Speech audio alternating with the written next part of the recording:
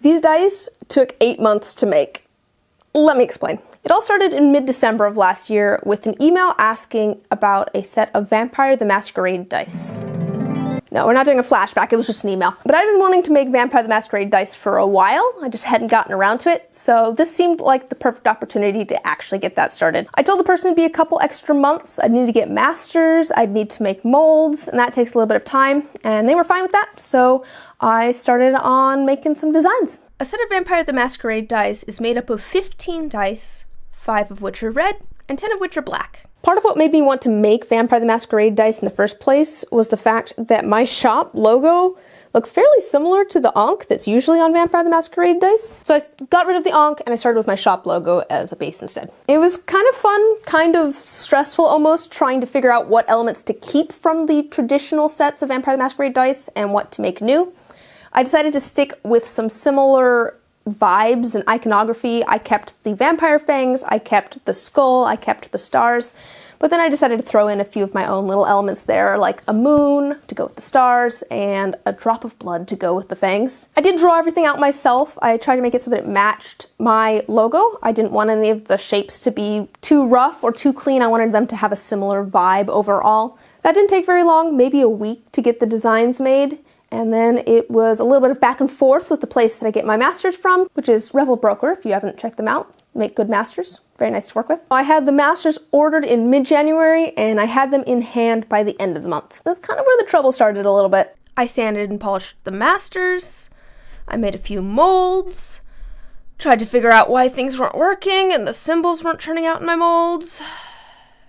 I finally realized towards the end of March that the reason that the symbols on the dice that I was pouring into these molds wasn't working was because I had designed the designs to have very thin lines in them. And so when those were made into masters, because of how things print, it kind of filled those in a little bit. Okay, back to the drawing board. Luckily, the place that I got my masters from, they were very understanding and worked with me to get the dice reprinted with some slightly updated designs. I just went and bulked up the lines a little bit on there, made them a little bit chunkier. So I sent all that stuff off, and then I had a new set of masters in hand by a week or so into May. And then it was back to sanding, polishing, and making molds. Now, what you must understand about me is that I am an idiot, and I got 2 masters made so that I could get 15 molds made. And each mold takes 2 pours, and I do about 1 pour a week, which means each mold is going to take 2 weeks to make. Sure, I sped this up by making masters out of the first mold that I made, but even then I have to sand them and polish them, and then I need to get those all figured out so that I can make more molds out of them, and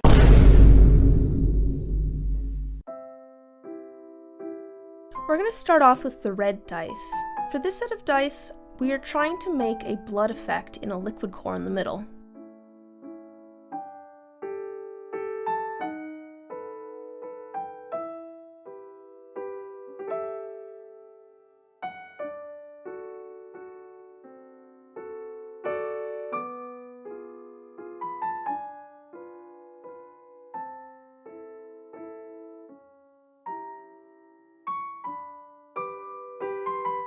So I went and used some food coloring and made some red water-based liquid, and then on top of that, I piped in some mineral oil. Because if you've ever seen water and oil, they don't really mix, they kind of like stack on top of each other because of the densities. So I was thinking that might work to keep them separate. I didn't want to leave it just partially filled because I was worried that since I'm putting these in a pressure pot, the pressure when I cure them would press in on them too much and break them. Ultimately, it kind of ended up with an interesting effect because of the oil and the water, where it doesn't really move too much, but you shake it up and it kind of beads up.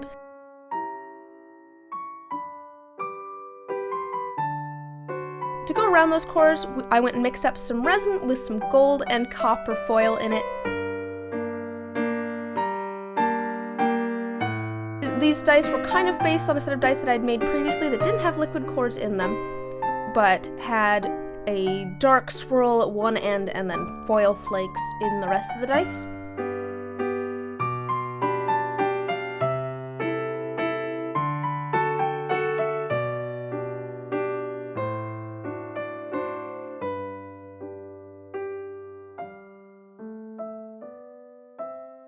So you can see me adding in the ink there to try and get a little bit of a dark swirl on one end.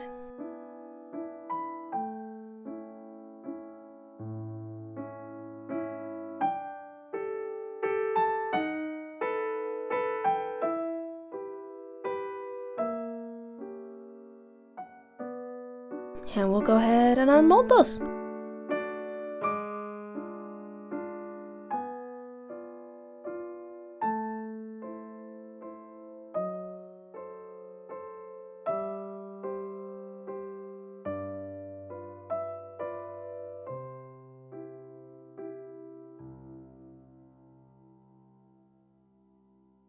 I'm glad that's over. Oh, I need to make the black ones. The black dice, they're really more gray, are based on a set of dice that I made previously to look like stone. The original set of dice were a silver color with silver foil flakes in them, but to match these black dice to the red dice, we went and added some more of that gold and copper color in there. And we wanted to make them a little bit darker, so I added some ink in there with the silver as well to darken those up.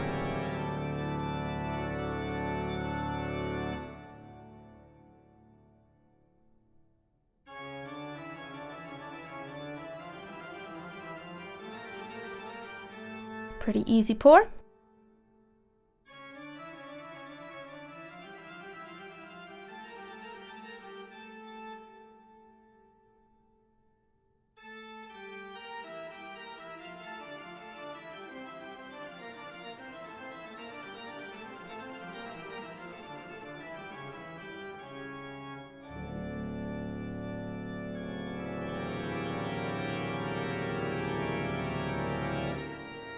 And we'll unmold those as well.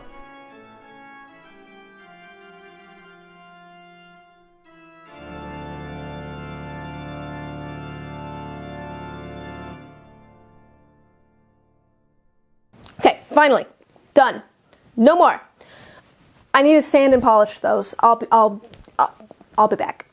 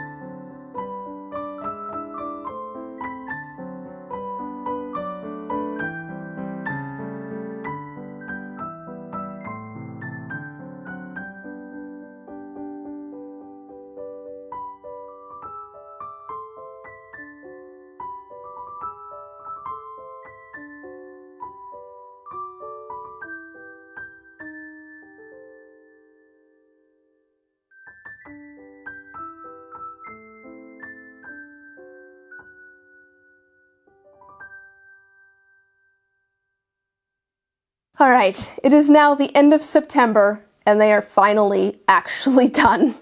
They've been inked, they're all polished and ready to go. I haven't shipped them yet because I have another set of dice that I need to finish first and get sent out with them, but I think I'll save those for a different video. Luckily, the person that ordered the set of dice was very understanding about how long they took, but boy, did they take a while. All in all, the dice turned out really well, I think, and I had fun trying something new with the red ones, with the blood in there, and doing a new spin on an old design with the gray ones. I'm excited to get some more Vampire the Masquerade dice made, so hopefully I can start working on that and get some of those into my shop. I've been wanting to do that for a while. I was hoping to get them done a little bit sooner than 8 months, but you know, I'll take what I can get. I'll leave us off with some pictures and videos of how they turned out, but thanks for tagging along.